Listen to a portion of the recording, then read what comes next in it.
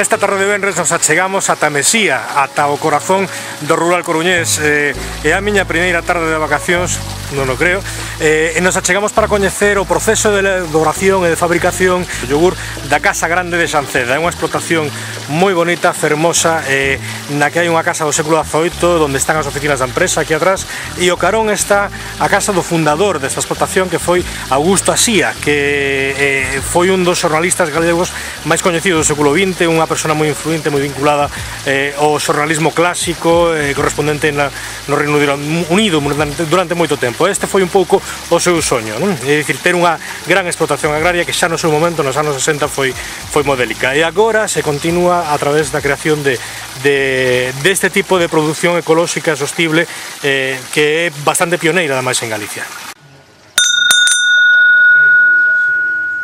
O fundamento é obter bens de consumo, neste caso iogures do medio natural, impactando o mínimo posible, é dicir, sin contaminar os ríos, sin contaminar os cursos de agua, sin contaminar a atmósfera, sin desmantelar a estructura agraria tradicional, sin cortar os árboles, sin meter un adefesio urbanístico en medio dun núcleo rural tradicional, todo ese tipo de cousas, por un lado, e por outro, pois ter unha serie de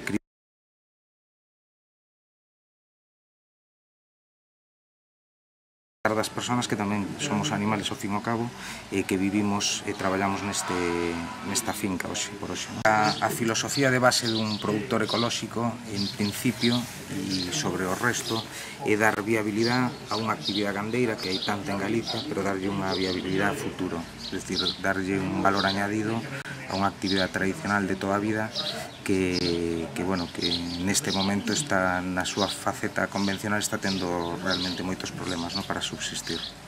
Esa grande xance é un pouquiño peculiar en moitos aspectos, no? En Galicia reina o minifundismo e aquí Felipe Armesto, pois xa no seu día, nos anos 60, pois apostou polo pastoreo.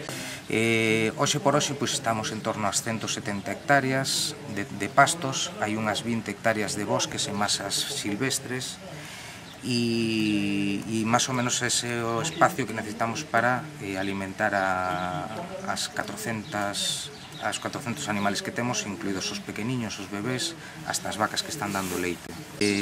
Calquer productor ecolóxico non se mete na produción ecolóxica por forrarse ni moitísimo menos.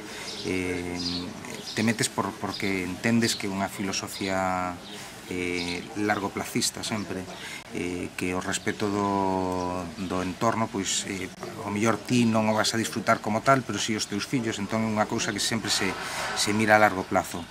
Dado a gran aceptación que está tendo entre o público, pois realmente para nós é un orgullo ser unha empresa galega do medio rural, ganaderos e todo eso, e que ten presencia en todo o territorio peninsular e insular de España, ¿no?